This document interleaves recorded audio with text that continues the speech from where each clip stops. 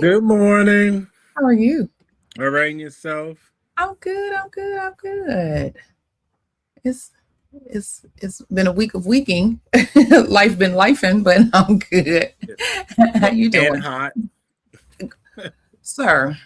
Let's. I said, well, where in the world do I live? Because this is ridiculous. The And then we had Mars. mass flooding yesterday. It didn't none in our neighborhood, but in other neighborhoods in our city. I mean, literally, I was outside in it. How about that? Rain just poured down. I'm like, is the ark gonna come by and pick us up? Because this is ridiculous. This is ridiculous. It was so much flooding. It was a mess.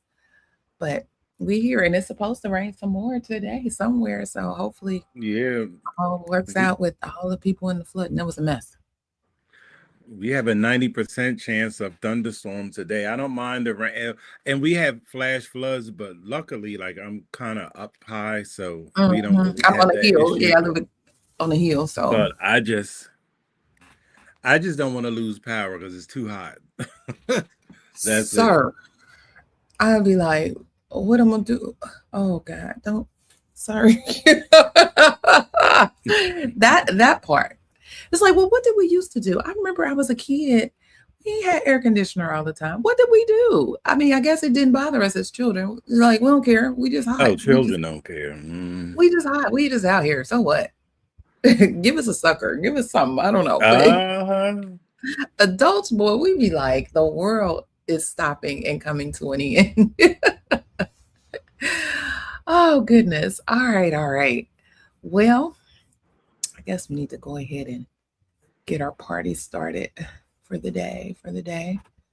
Um, but other than that, you've been good. Everything's Yeah, everything's everything. I hear you. All right. Well, welcome everybody to our Saturday morning tea. Here we brew up the hottest topics in healthcare. We discuss health information, news, education. Are we really coming to the end and looking for Noah's Ark because of the weather and the heat? Certification tips and entrepreneurship, and really anything revolving around the revenue cycle at large. And as you come in, don't forget to hit the thumbs up or like button. I'm Clarice Warner, the girl with the pearls, the founder and senior education director of the Professional Reimbursement Network, LLC, where coding education is key. And PRN is a healthcare compliance consultancy located in Cincinnati, Ohio, that specializes in revenue cycle and regulatory compliance and education. Now, let me ask you, do you know what it takes nowadays to be a certified marketable medical coder? Because, boy, it changes. Well, before I introduce my co host, let me share with you information on a free email course on the 5 steps to become a certified marketable medical coder. Are you interested in medical coding, but not sure where to start? And scared of wasting time and resources? Let me help you with the right steps to become a certified marketable medical coder. Learn more at bit.ly/5stepscoder. Hey, all right, all right. If you are interested in getting more information about the 5 steps to become a certified marketable medical coder, check the video description for the link. Joining me today is my partner in success, my co-host, Mr. Jesse, the registered trademark. Put some respect on his name, the coding nurse. Sir, introduce yourself and tell the folks all about you. Good morning, everybody. I live in hot and humid Philadelphia. Uh, I have been in healthcare for a long time. In 2014, I left the bedside and transitioned into risk adjustment coding. And during the pandemic in 2020, I created a company, the Coding Nurse LLC, where I help nurses and other people in healthcare with a clinical background transition into the wonderful world of HIM. And how's that going? It's coming along. I just finished a PCS class. Thursday was my last class. Okay. Did you flip the background? Mm-mm. Do something with the background. It look like it's flipped. Something is different. Look, you know me and my. Oh, it might be a different one because Okay, because something is different. I'm like, wait a yeah. minute. We seeing a different side of the desk that we normally see. Okay, see, sir, I know I'm not going crazy. One thing I will do is pay attention. You're like, what was that? What'd you just say? What did I just see? All right. Well, I like it. I like it. Look at you with all the Thank you. nice. I love the aesthetic. Hey, I I love the am aesthetic. trying. Well, before we jump in, let me remind you that you can join in and add to the conversation. So don't be shy. It's a lot today. So your opinion matters and is welcomed here. So use the chat. And if you have a question for us, just type Q first so that we know it's for us and we don't miss it. So for those who are joining us or watching the replay, today we are talking about the calendar year 2027 outpatient prospective payment system, or OPPS rule. They got a lot of stuff going on. 340B cuts. I think folks are just all up in arms related to that. And the inpatient only list changes. Yes, it's a lot. It's more, but we're gonna start with that. But first, let's get into our church announcements, shall we? Hit the right button, girl. There we go.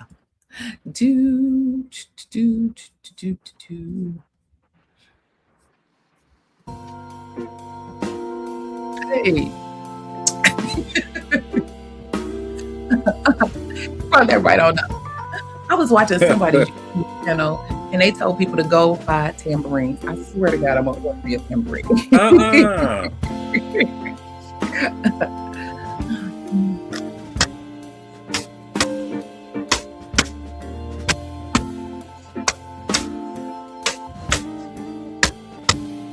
Hey, hey, hey.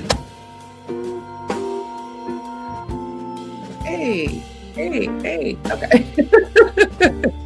So these little beat drops be getting me every single time. That's love. Okay. Well, my first announcement is this.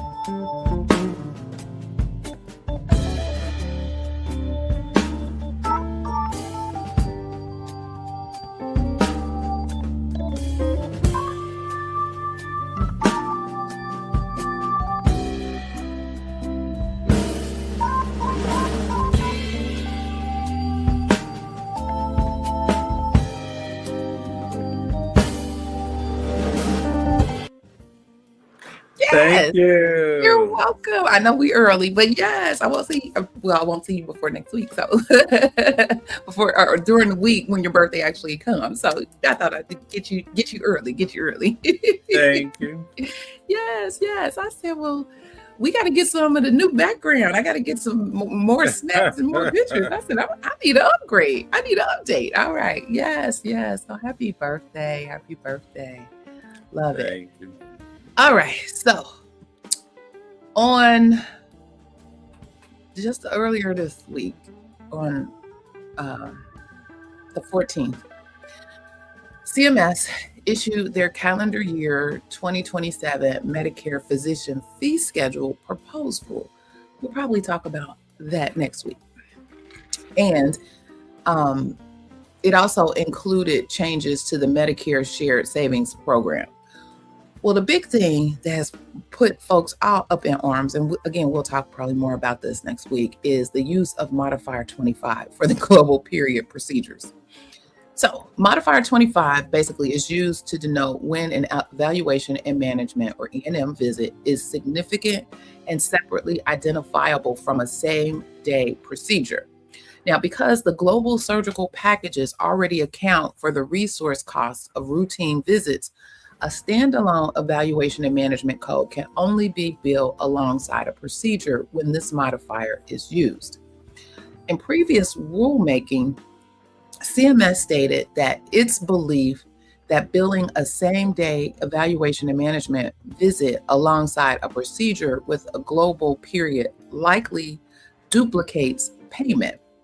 And since global surgical packages already account for some of that E&M work, as a result, in calendar year 2019's proposed rule, CMS proposed to reduce the payment by 50% for the least expensive 0-day global procedure or visit that the same physician or physician in the same group practice furnished on the same day as a separately identifiable E&M visit, currently identified on the claim by an appended modifier 25. CMS ultimately did not finalize this proposal after commenters went amok and raised concerns about duplicative adjustments through the Relative Value Scale Update Committee, or RUC, review process, the unjustified reduction amounts, and the risk that physicians might respond to financial incentives to bring patients back for necessary visits on a different day to avoid triggering the payment reduction. Well, for calendar year 2027, CMS is revisiting this.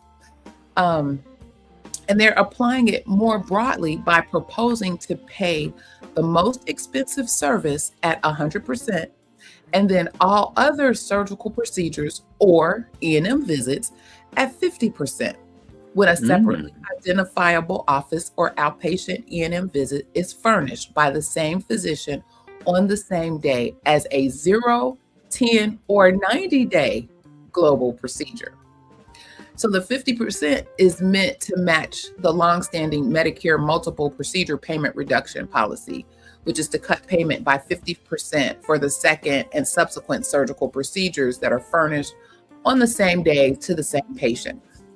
And this is largely based on pre and post surgical physicians' work. But CMS requests feedback on the appropriateness of this adjustment value.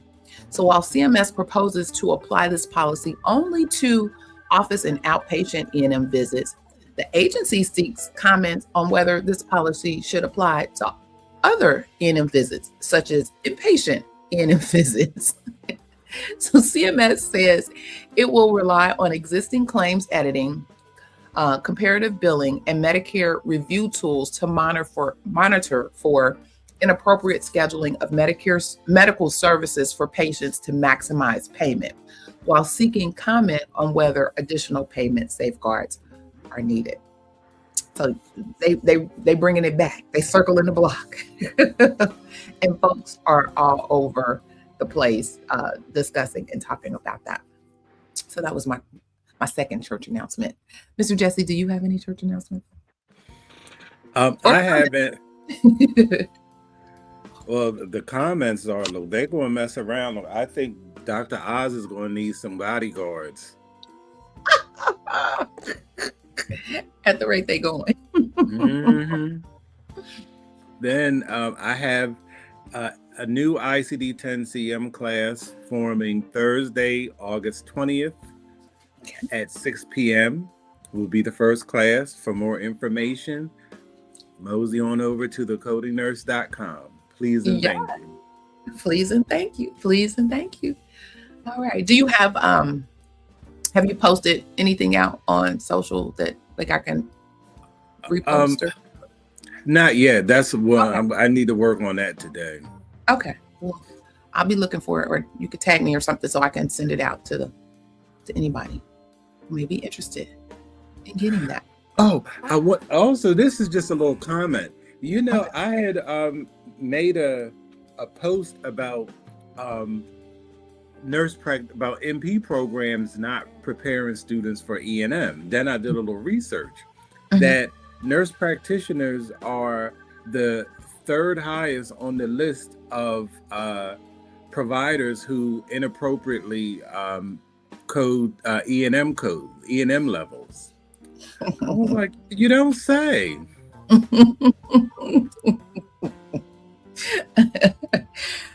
Wow. Yeah, And the con I don't go ahead. understand why they don't bake that into their education. I don't get it. I don't. I don't. I don't. Because they don't see it. They see E&M and coding as like ancillary things, but how can you can anything that has to do with money, you have to take seriously. That's You have your money. absolutely, absolutely. And yeah, I've been working with a client. You know, folks just think, oh well, I talked to somebody and they said use these codes, and so these are the codes I'm using. That ain't even in your scope of practice, ma'am, sir. What? And you're wondering why you're getting all of these denials. Because with the all of these systems that they have working, once upon a time, everybody was siloed. You didn't know what this person was doing, or you didn't know what this agency was doing, and how this agency was supposed to be connected to this one was doing, and so on and so forth. That whole chain was very siloed and fragmented.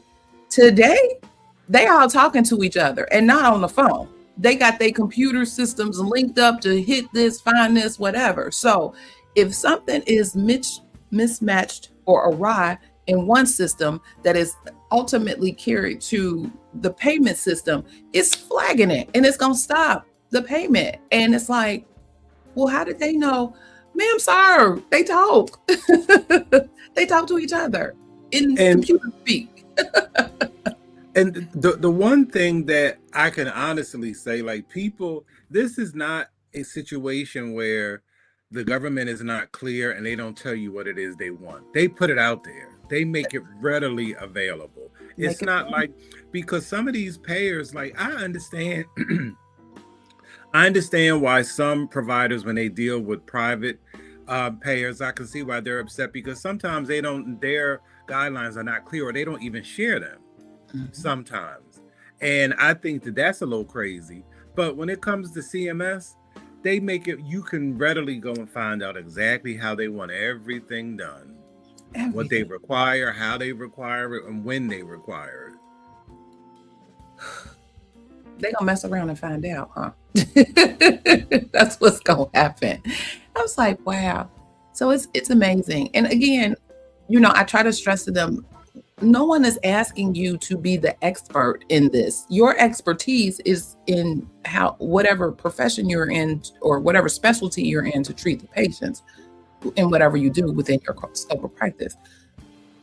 But you got to know, or find somebody who knows to assist you in making sure that your foundation is firm, is set, and But you, at the bare minimum, all the stuff that the agency has about you all matches and it's all the same. Period. no, now the one thing they don't mess up is that credentialing. Now that if they did their charting and billing like they did their credentialing, everything would be fine. So they're not going to miss a way to get a coin. They're not going to do that. Ooh, child. Yeah. Absolutely. Absolutely. All right. Let me stop this and stop this. All right.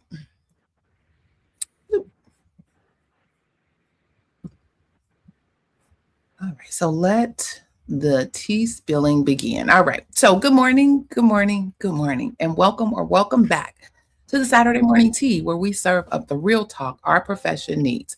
We pour up something warm, something real, and something that genuinely matters for your career in health information management, medical coding, and compliance. I'm Clarice Warner, the girl with the pearls, with my partner in success, the coding nurse. And if you're new here, welcome. We meet every Saturday morning to kind of figure out what in the world is happening around medical coding, billing, and everything that keeps healthcare revenue flowing, and talk about things in healthcare that actually matter for your career, for your compliance, and for your paycheck. And to my returning friends, thank you for being here. And get your cup and come on in the room. Let's go.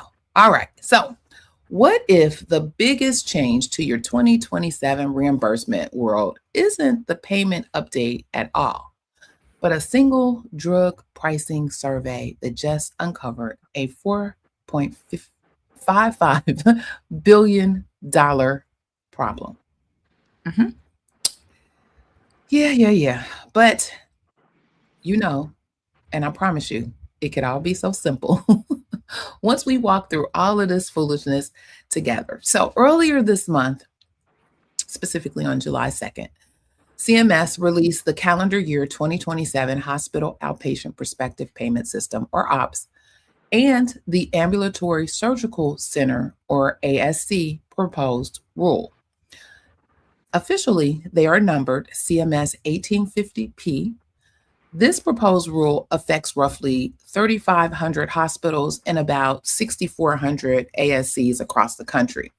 And if you work anywhere near revenue cycle, coding, CDI, or compliance in an outpatient hospital setting, this rule touches your world, even if you never read a single page of that monstrosity called the Federal Register. Here's how we're going to move through it today. So we'll start with the baseline payment update and then work our way to the meatiest piece, which is that 340B drug acquisition cost survey and what CMS wants to do about it. And then from there, we'll cover the inpatient only list phase out, and a handful of compliance and prior authorization changes, and then close out with a request for information on price transparency. So, four lenses, as always: documentation, coding, reimbursement, and compliance. And I want to name something before we even get into the numbers. Every single year when this proposed rule drops, I watch our profession react in one of two ways. Some of you skim the headlines, percentages, decide it's not that different from last year, and move on with your day. Others open the fact sheet, feel the weight of 40 plus pages of policy language, and close the tab entirely. Neither response serves you. This rule is not just a payment update, it's a map of where CMS believes healthcare dollars should flow next. And that map has consequences for how you code, how you document, and how your organization plans its next fiscal year. So today, we're not skimming, we're not closing the tab. We're going to pour the whole cup together. So let's start simple. Again, for calendar year 2027, CMS is proposing a 2.4% update to the OPPS payment rates for hospitals that meet applicable quality reporting requirements. So that figure comes from a projected hospital market basket increase of 3.2%, reduced by 0.8% due to a point productivity adjustment. The ASCs get the same treatment, a proposed 2.4% update to ASC rates for facilities meeting their quality reporting requirements, built on that same 3.2% market basket figure minus the 0.8 point productivity cut. Now, that's the number everyone quotes first. But friends, that is not where this rule's real story lives. The real story is in what comes next. The real story, and let me put that 2.4% in perspective because that context matters. This update only applies if a hospital or ASC, meets its applicable quality reporting requirements. So you miss those requirements and you're not looking at a 2.4%, you're looking at a reduction because both the hospital outpatient quality reporting program and the ASC quality reporting program carry a 2 percentage point payment penalty for noncompliance. So before your finance team celebrates a 2.4% bump, your quality and compliance teams need to confirm your reporting status is clean. That's not a footnote. That's the difference between a raise and a cut. Some people don't be paying attention to that, and ultimately they're getting a cut, and that's not good for anybody. All right. Next, back in calendar year, and I think we keep revisiting this. 2019, boy, we had a lot of stuff happening right before the pandemic. The OPPS and the ASC final rule, CMS had adopted a method to control unnecessary increases in the volume of clinic visit services furnished in accepted off-campus provider-based departments. We call those PBDs. I know I'm gonna butcher that several times, but that's what they call. The goal was simple: stop Medicare and beneficiaries from paying significantly more in an off campus PBD than they pay in a physician's office for the same service. And sometimes people are tricked because they think I'm just going to a clinic and my doctor is here. This is my doctor's office. But if it's in an off campus provider based clinic, meaning that it's technically part of that hospital system, you're going to pay a higher rate because it's connected to that hospital. So even though there are no walls touching it, they're across the street or down the way, it's still considered a provider based clinic. And there's some implications for payment related to that. So in the calendar year 2026 final rule, CMS expanded that method to include drug administration services in those same accepted off-campus PBDs. Now, for calendar year 2027, CMS wants to add imaging without contrast services to that list. So practically, that means CMS is proposing to use its authority under Section 1833 T2F of the Social Security Act to apply the physician fee schedule equivalent payment rate to any HCPCS code assigned to imaging without contrast, ambulatory payment classifications or APCs, when those services are furnished at an off-campus provider-based department. Accepted from Section 603 of the Bipartisan Budget Act of 2015. And just like the prior expansions, rural community hospitals would be exempt. So CMS estimates this would reduce Medicare Part B expenditures by about $260 million in the first year alone, roughly $190 million in Part B savings and $70 million in reduced beneficiary premiums, with beneficiary cost sharing dropping by about $70 million as well. So for our coding and CDI listeners, the takeaway is this: site of service matters more every year, not less. Where a service is furnished is becoming just as consequential to reimbursement as what was furnished. So think about the progression here: clinic visits, then drug administration services, and now imaging without contrast. That's 3 consecutive rulemaking cycles where CMS has expanded this volume control method into a new service category. So if you're in a system with accepted off-campus provider-based departments, I want you asking your leadership one question directly: what's our plan for the next category CMS decides to add? Because based on this pattern, there will be a next category. They just incrementally running down the list. And I want to be clear about who this protects. This policy exists because Medicare and beneficiaries were paying significantly more for identical services simply because they happened to occur in a hospital affiliated off campus department instead of a physician's office. Same service, same clinical outcome, different bill. So CMS is closing that gap, one service category at a time, in the name of site neutral payment. So whether you agree with the pace or not, understanding the direction of travel is essential to your organization's financial planning. And I know some facilities, hospitals are up in arms because they were accounting for that additional money for these provider based departments. It's war out here. All right. Now, the 340B drug survey and payment cut. Now, this is where it gets real. Section 1833 T14D2 of the Social Security Act requires the secretary to periodically survey hospital drug acquisition costs for specified covered outpatient drugs and use that data to set the payment rates.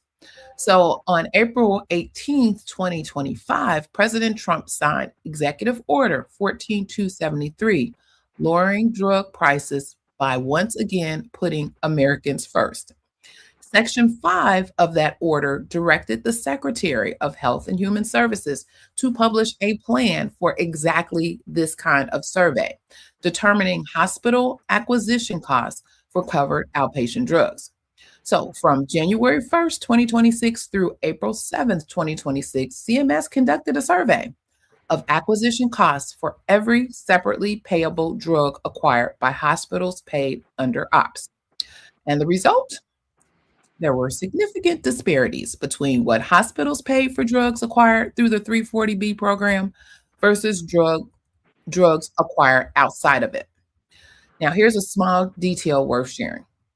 In some instances, the survey found that the beneficiary's cost sharing amount, typically 20% of the total payment, was actually greater than the total price the hospital paid for the drug itself. The patient's share alone could exceed the hospital's full acquisition costs.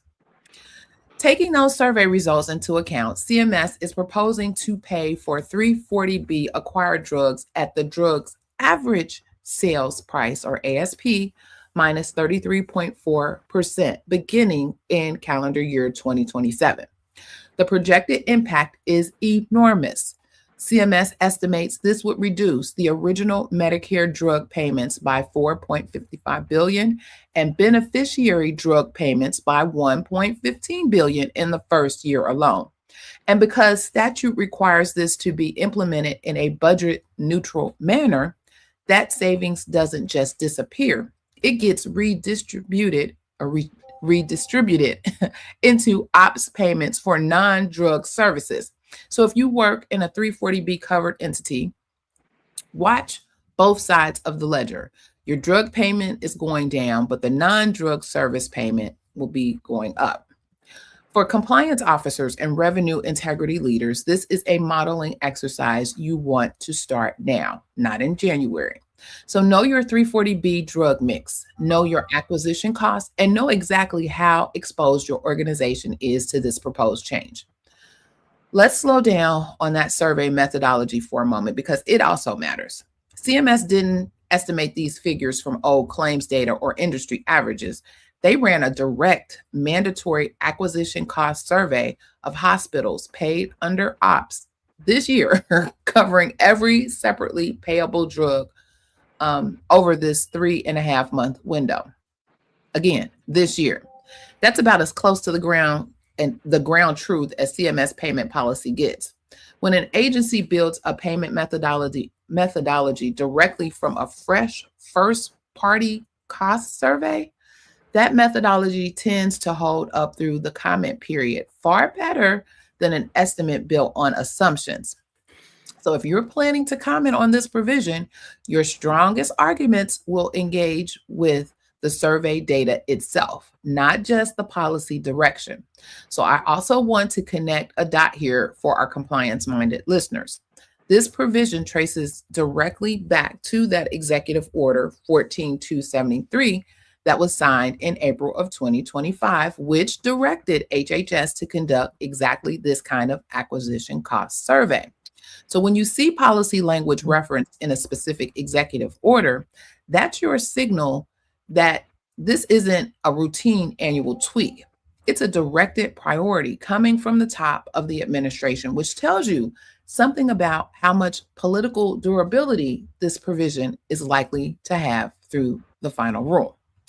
One more thing before we move on. Remember, this has to be budget neutral by statute. So while the drug side of your budget ledger takes a real hit, your non-drug ops payments are proposed to rise to offset it in aggregate across the system. That doesn't mean your specific hospital breaks even. A facility with a heavy 340B drug volume and a lighter non-drug service mix could see a net loss, while a facility with the opposite profile could come out ahead. So model your own mix. Don't assume that aggregate budget neutrality protects your bottom line. Let's rewind the context. So November 2023, the 340B remedy final rule, that's the 88 FR 77150, finalized changes to how CMS calculates the ops conversion factor for non-drug items and services beginning in calendar year 2026. So all of this has a history, and the history has been building. It's been building to getting us to where we are today. So effective January 1, 2026, that rule codified a 0.5% reduction to the ops conversion factor for non-drug items and services, excluding hospitals that enrolled in Medicare after January 2018. That reduction was designed to stay in place until the estimated aggregate payment reduction reached a $7.8 billion amount. Now, that amount of increased non-drug item and service payments made through calendar year 2018 through calendar year 2022 under the prior 340B payment policy. This perspective offset was always about balance. So trying to restore hospitals to the financial position they'd been in had the original 340B policy never existed, without hitting them with one brutal single year recovery.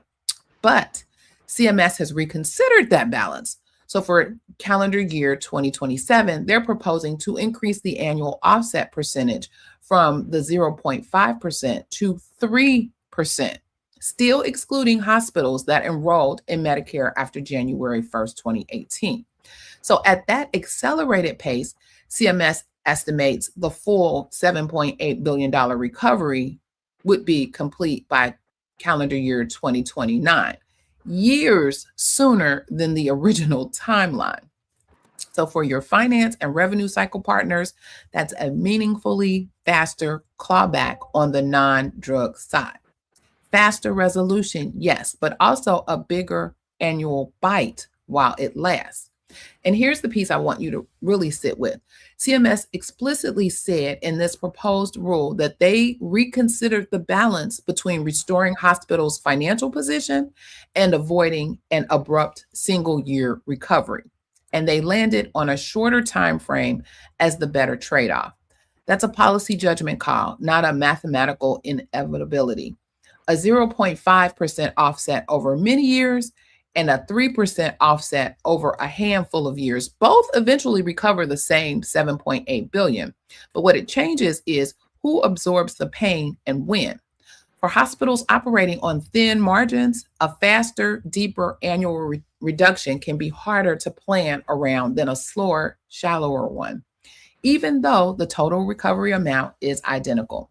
This is exactly the kind of provision where your organizational finance leaders should have an informed opinion.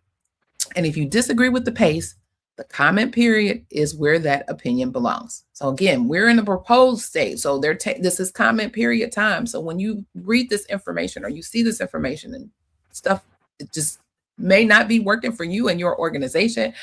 Now is when you put your comments out there. Now let's talk about the inpatient only list. Or IPO list. CMS began phasing this out over a 3-year period, and in calendar year 2027 marks year 2 of that phase out. So for this second year, CMS is proposing to remove 638 services from the inpatient only list, spanning clinical families, including auditory, digestive, endocrine, female genital, hemic and lymphatic systems, integumentary, male genital, maternity care and delivery, mediastinum and diaphragm. Don't it sound like I'm reading the CPD book? Respiratory, urinary. CMS rationale is that Evolving medical practice allows more of these procedures to be performed safely on an outpatient basis with shorter recovery times. This gives physicians greater flexibility in choosing the clinically appropriate site of service and gives beneficiaries more choice, potentially with lower out of pocket costs. 638 more procedures moving into outpatient territory means your documentation must support medical necessity for the chosen site of service more clearly than ever. So this is a CDI and coding alert. If your CDI team hasn't already built a plan for reviewing these clinical families, that plan needs to start now, not after the final rule drops. Let's talk about why this matters beyond the obvious. When a service moves off the inpatient only list, it doesn't mean every single patient with that diagnosis or procedure automatically becomes an outpatient case. No, it means that the physicians now have the flexibility to make that determination based on the individual patient's clinical presentation. That flexibility is a good thing for patient choice and for cost, but it shifts real weight into what's our favorite word? Documentation. You know where I'm going with this. Your medical staff needs to clearly articulate in the record why a particular patient's case warrants inpatient status if that's the determination made, especially once a procedure is no longer presumptively, I butchered that word, inpatient by rule. So before we had the inpatient only list, those services were automatically part of the inpatient list. And so while of course you needed documentation to support, it was a no-brainer because it was on the inpatient only list. Now you have to show and prove why it needs to be inpatient versus outpatient. And that documentation has to be clear. So this is where the CDI professionals earn their keep, honestly. A physician query at the point of care, clarifying expected recovery time, anticipated length of stay, and post-procedure risk factors is worth infinitely more than a retrospective denial appeal 6 months later.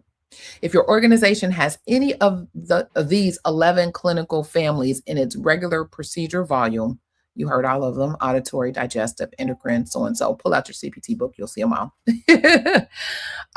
Pull your utilization data now and see where your exposure actually sits. All right.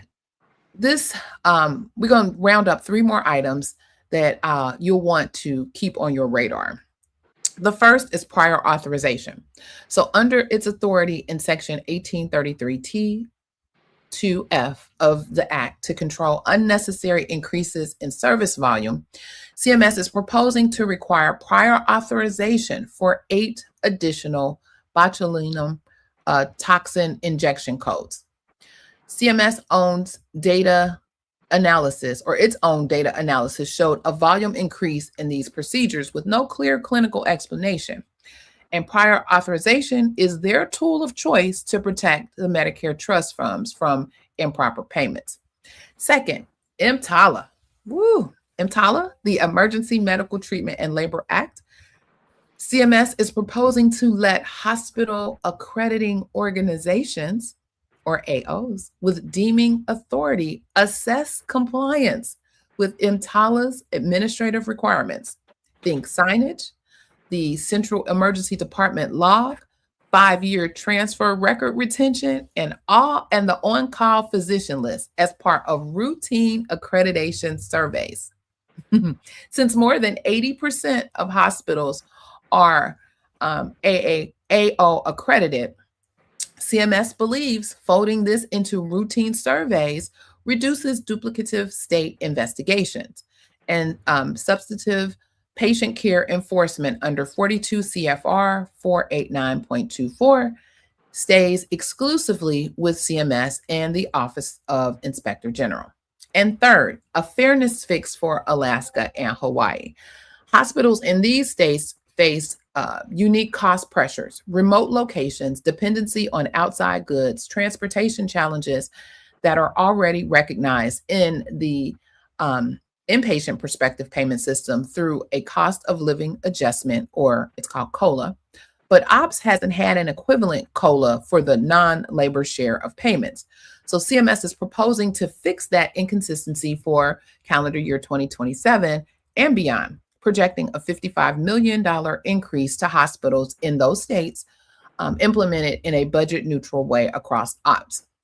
So if you don't work in Alaska or Ohio, or not Ohio, Hawaii, I know this one might feel less relevant to your day to day, but it's worth understanding as a broader principle. CMS is actively looking for inconsistencies between how the inpatient perspective system and OPPS treat comparable cost realities and closing them where it finds them. And so that's useful institutional knowledge, even if this specific provision doesn't touch your facility directly.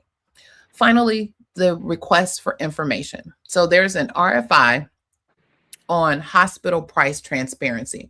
So since January 1st, 2021, hospitals have had to post pricing information two ways: a comprehensive machine readable file and a consumer friendly display.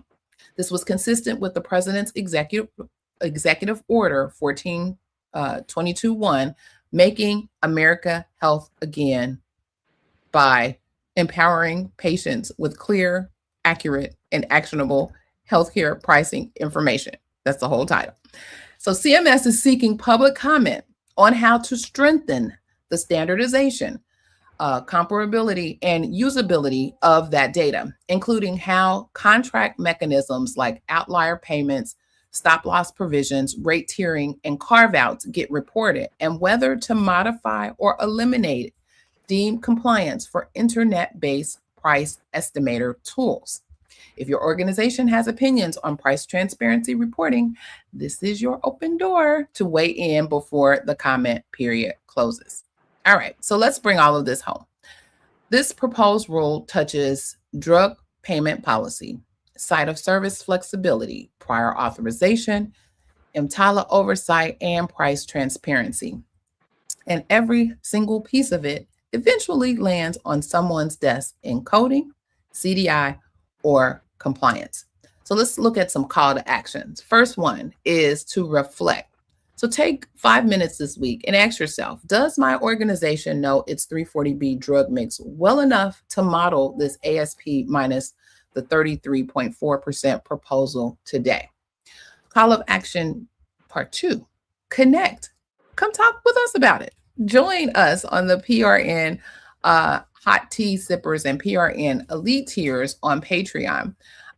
This is where this week's member resources break these numbers down in a format you can actually bring to your team and provide them with the information in a simple, more direct format.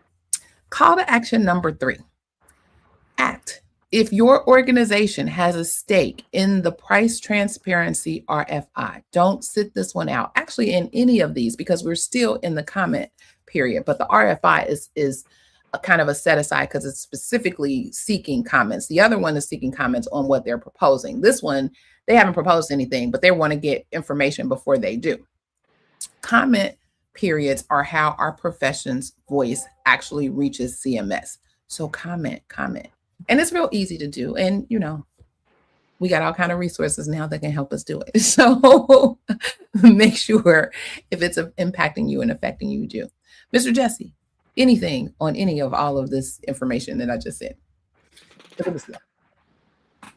I was a little apprehensive about the EMTALA regulations, because I think anytime you don't have federal government oversight, things slip through the cracks. And that's just, I just, because leftists, some of these accredited organizations, it seems like you think that that's a benign thing, and it's like, oh, it's really cut and dry, but a lot of times it's not. They don't have, just look at, our favorite group, Behema, with what's going on behind the scenes there. Like, it's just, especially when it comes to somebody's life, You know, you can't play with that. I mean, because these people, like we live in a society where people don't want to help people who aren't able.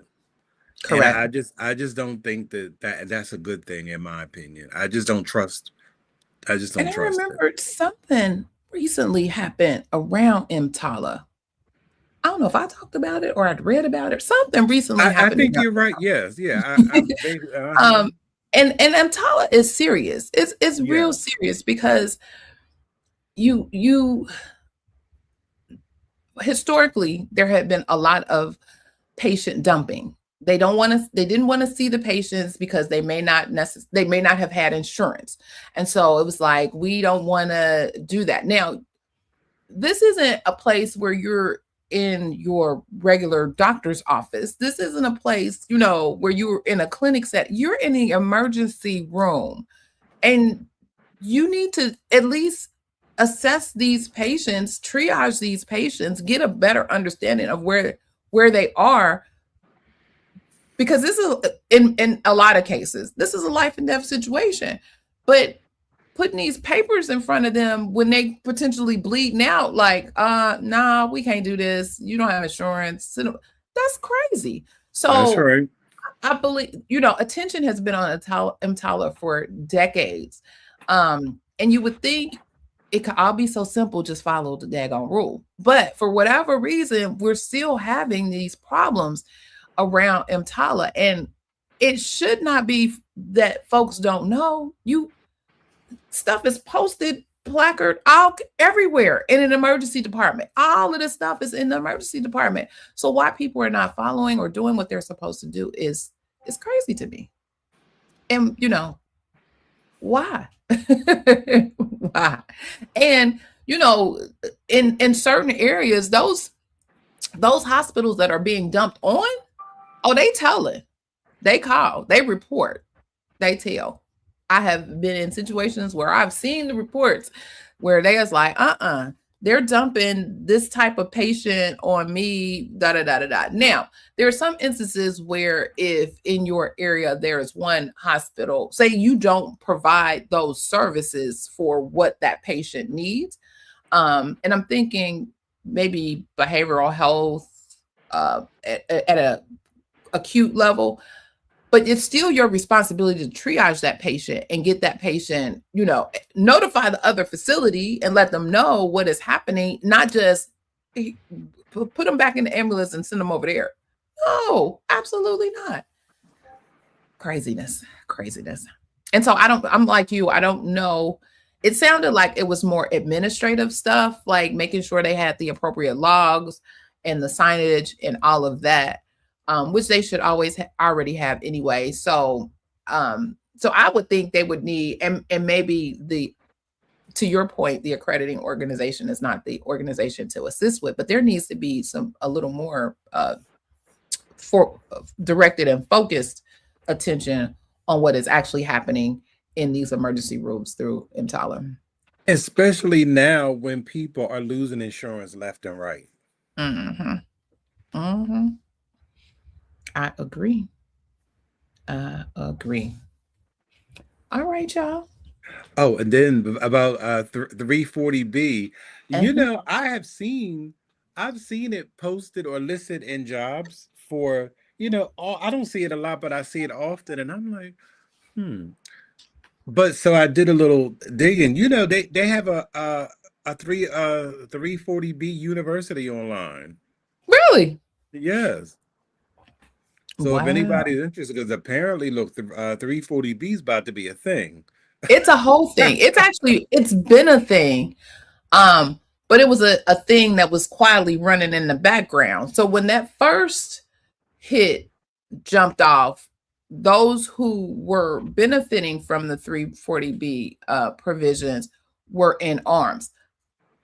This one have got them in arms again. And so those entities that, again, it directly impacts, they've been talking. They've been all over LinkedIn and the groups and all of the places talking about this whole, I mean, I remember that first one, we actually created, when I was working at a healthcare system, a whole 340B task force. Even in our compliance department, we put together 340 to get a better understanding of what was happening across the entire organization as it relates to that money. Because that Okay. money, that's a hit, a big hit. And I know they say it's site neutral. Okay, could be not, depending on what you got going on. So yeah. I didn't know about the 340B University though. That's interesting. Uh-huh. Yep. That's I was interesting. like, it's just so much information out here. It really, really is. It's a And lot. and a lot of people don't know. Like, people don't even know that a lot of this stuff is available. They really And how don't. much it really impacts what your day to day is. Yes. Like this is some of the, which is, I'm so glad that we're here trying to put you up on game, because this is some of the reasons why you have to do what it is that you do the way you do That's it. right.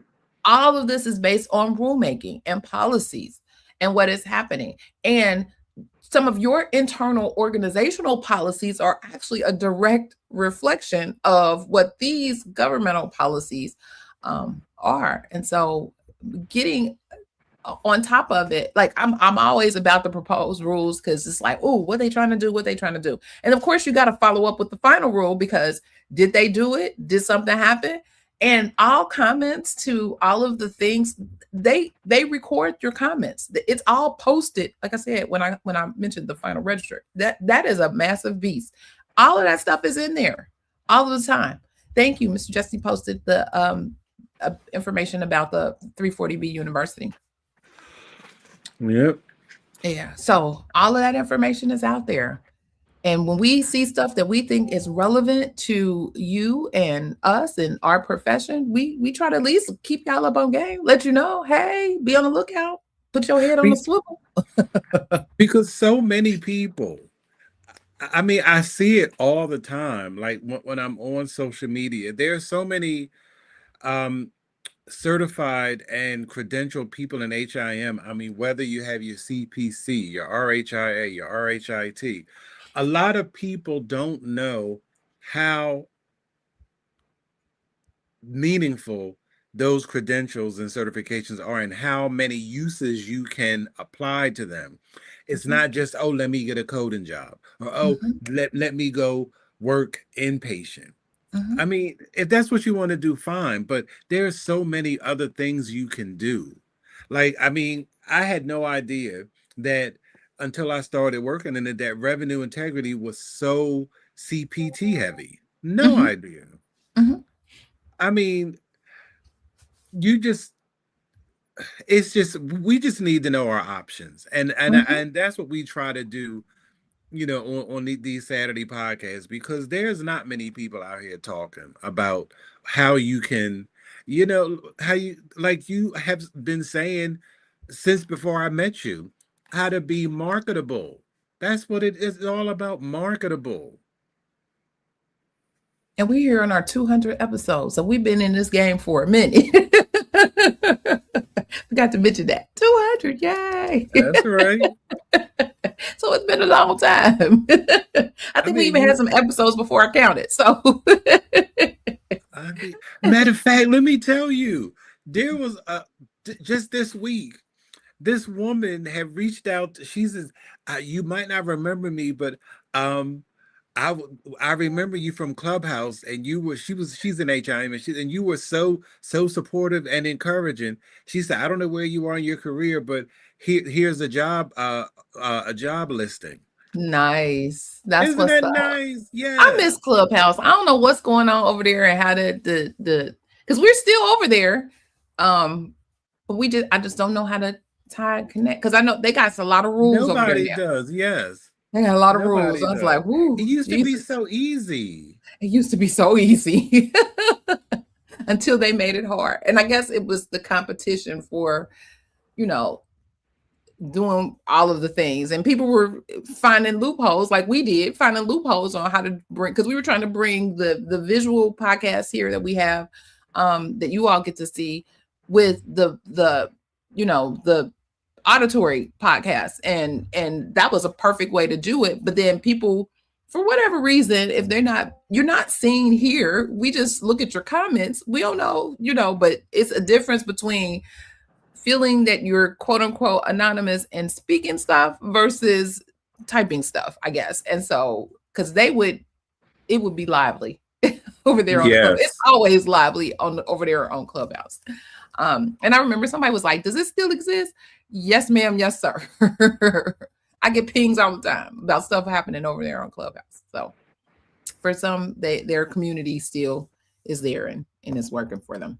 I don't know how to do it, bring them back together. If I figure it out, or if you have some comments or information on how I could do that, let me know. Put it in the comments. I would love to hear. Maybe I'll reach out to Claude. Sweetie, how can I do this? I can put this together. I had to sweet talk my Claude. Hey, love. Good morning. Well, speaking of Claude, have you used that newer version? I just don't have. I don't think I have a need for it. Like because I have like the low tier paid plan, and then it's some kind of Fable. I had the access. I don't know what it's supposed to do. My understanding was it was more around the coding side of stuff. See, that's not what I medical thought. coding, but the computer coding. And I was like, I don't do that. But I did see my little pop-up. I keep getting messages about you might want to look at design. And so maybe I'll kind of play around with the design tab in Claude to see what comes out in that. I don't know. I think I might have to find me a little course or something, because apparently some people have Claude running their entire businesses. Everything. I'm like, now wait a minute. Everything. They don't went from a small business startup with 9 employees to 3 agents and a person. I know I'm old, but I don't want to be outdated. Well, at least you're not saying, well, what is Claude? So that's half the battle. Yeah. Yeah, there's a lot happening in the whole, AI space, at least to assist in doing some of the, and this is true particularly for our entrepreneurs. You need some assistance, you needed some help in some things. Let these AI agents assist you, but be careful, be mindful on what it is that you provide. Always check the sources, provide you some clickable research links, sources. Make sure you double check. Don't go out there on the limb with that first piece of information that any of these AI things spit out. Speaking of AI, did you hear that? I know there's one university, but there's a couple of universities that are talking about for their first year students not using AI, and they're going to, and the thing that I'm trying to understand is, like, if somebody has gone through all of their formative years in secondary school using technology, how can you force them in 1 year to go back to now writing papers or on pen or paper or whatever? I mean, when the first year in college is hard enough already, because it's a transition to, I understand what they're trying to do, but I just don't think that is, because, like, when you talk about people not being able to think, that's not something that you address freshman year. That's something you address in 9th grade, in my opinion. So I think this is an opportunity for educators to rethink how they teach and how they train, because AI is not going anywhere. And you have to, because when I'm in circles around educators, all they talk about is how people are cheating in my class using AI. They're doing this with AI.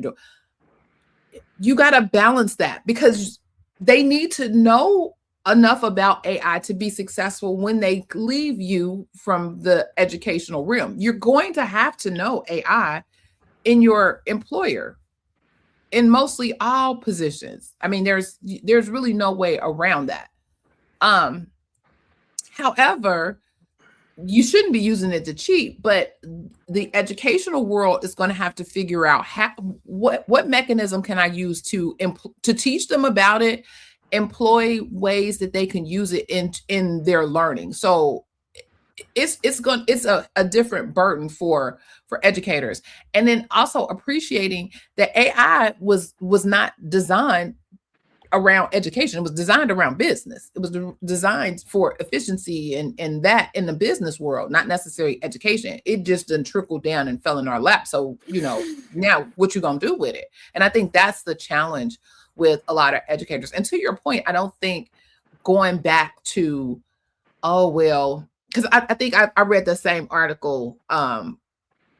The professor had like a final exam, a midterm, and they got 100%. They got 100% because before COVID, or when COVID hit, he began allowing a take-home exam, and so they were allowed to do that exam at home, and he never stopped that practice. But then he didn't think or realize that because there's some kind of integrity document that these students sign at this particular university. So he didn't think that this would be an issue until their papers didn't look alike, but the way in which they got to the answer were similar, because whatever AI agent they were using was spitting out all of this stuff versus just a simple do this, do this, do this, and this is how you get the answer. And so that's when he was like, wait a minute. So then one thing he did was kind of tell them, I'm no longer doing the take home. You're going to have to be here in class to take it. And so many of them like left and didn't decided, let me drop this course or whatever. But yeah, it's crazy. And you have to think about, I know even in some of my classes, there are, what's the name of it? There's these places that people upload like your assignments and the answers and all of this stuff for oncoming students. So they would go out there and get the total. That's why it's important to like change your assessments, to have additional question banks, have those types of things so that you can tell. And I can tell because it's funny because I'll be like, oh, they must have went out to so and so and so, and I'll see it and I'll mark them wrong. And I'll put the comment, where'd you get this? Because we didn't even talk about this. So how you know? but they've been doing that since. They've been doing that forever. So now couple that with AI, and now it's like, oh, I can change my voice, or I can make it sound like my voice, or I can make it do da da da da da. So again, there's this balance that must happen in the educational space to, one, appreciate AI is here, but how do we use it to help students think? And especially in our profession around skills, AI is a tool that can help with the skill, but you need to have the basic skill knowledge and to apply the AI to. And if you don't have that basic knowledge, how can you? I was just having a conversation with a instructor the other day, and she was like, I think a lot of my class or a lot of my students are using AI to come up with their codes. They were doing coding. And I was like, so do you ask them, like, go elementary? So not only just ask them, well, what's the code, but have them map out how they got the code. Have them map out, what was their keyword to begin? Have them map out, what did you use in, look, get to the specific, and what page number were you on? Or what were the headers on the page in the index that you used to find da da da. And how about this? And what is the guideline that governed the answer? Correct. So that's where you go with that. You all day, and those things still help. So even in a AI assisted or coding assisted world where things are recommended and spit out to you, this is a way to be able to now validate that. So you're actually doubling up on your skill set. This is how I get to validate on, well, is this the correct thing that this tool is spitting out to me or not? Teach them that. That is the additional piece of it that for us, we kind of got to think outside the box to create in our learning environments. So yeah. I don't really. Let's just like you said, like AI is not going anywhere, and there are still ways to assess knowledge around AI. Mm-hmm. And I just think that people, I don't know why, but it's like these educators are almost, that they want to be punitive because people use it. But if you look everywhere, you're told to use it. Now, Right. It's like you have to. And so you can't just turn a blind eye or be like, no, right. don't, it's bad. No, everything. But the one thing I'm tired of seeing, if I see another damn AI flyer on what that drives me crazy. Have some be unique in your stuff. I'd be like, But all these flowers look, it's the but same. here's the thing for me. They look nice, but they say absolutely nothing. Nothing. If you really get into what, like, okay, you said all this to say what, like, what, I'm not learning anything. It just looks nice. It just looks That's nice. all. I still have questions. Exactly. Like you could have just and then they're too busy. It's too many Very things busy. Like, going just on. give me the information. Why do I Right. need all of this other stuff? And yeah, it's a They lot. got like 8-10 sections of stuff. No. That's Because not a flyer. I mean, one of them, I was like, oh my God, I really almost wanted to like private message them and like, this is too busy. You gonna give somebody a seizure. You That is crazy. Crazy. We done gave y'all some extra tea today. I'm telling you. Extra tea. All right. Well, that is our tea for today. Remember, it can all be so simple when someone hands you the plain language version of this type of information. We were That's not the key. That's the key phrase: plain language. plain language. You need it broken down, but It'd be a lot, and you'll be like, Yeah. "Woo!" And it can be intimidating if you're not if you're not used to seeing and like I said, if you go to that Federal Register, you'll be like, "Oh my God, what is all of this?" But even going out to the Medicare website and looking at the fact sheets, it kind of summarizes, but the Federal Register gonna give you the whole. It's like the book and the movie version. Federal Register is that book. The fact sheets are kind of like a summary or the movie version of what it's talking about. But if you want to know the details of the details of the details, that's where the Federal Register lives. And it could be hundreds of pages. It could be a lot. But we got tools. We can go in there and do that. What is it? Alt F or Control F or whatever it is, and put in what you're looking for, and it'll show you all the pages that talks about whatever it is you're looking for. So there are tools and ways around that to search. Use them, y'all. Use them. It's Yep. All right. So I did say we were going to have a meeting after the meeting today, but I can't. I gotta. Our Black Women Cultivating Change they did another movie on homeless. Okay. And they're showing I know they're showing a premiere on the homelessness movie. And so I have to go to that at 11. So we won't have our meeting after the meeting, but we will have it next week. I promise. Even if we just jumping in and doing a, hey, how everybody doing, and a post check, but we will have it next week. Okay. Okay, that sounds nice. That's an interesting. So are they going to go on a tour too, like they did before? I don't know, but if y'all interested, I'll connect y'all again. Give me a reason to come to Philadelphia. Yeah. Well, they've done another one. I can't remember what the other one was about. There was another one. I want to say it's about men's health or men. Oh, and I have a friend that wants to talk about. Maybe we get her on next week too. Talk about Black men and mental health. Because I think this was the month, or last month was the month. Something about this month in Black men and wellness or something. And so something like that. Yeah. Yeah. So I said, well, if you got something you want to say, come on, I'll let you talk. So we go maybe slide her in next week as well. All right, y'all. Well, all right. This was great. Good seeing everybody. Happy birthday to you. Thank you. Well, remember, be safe, be kind, and don't wish for it, work for it. Until next time, take care and have a fabulous weekend. And stay hydrated. Stay hydrated. That is key. All right. Bye-bye. Bye bye.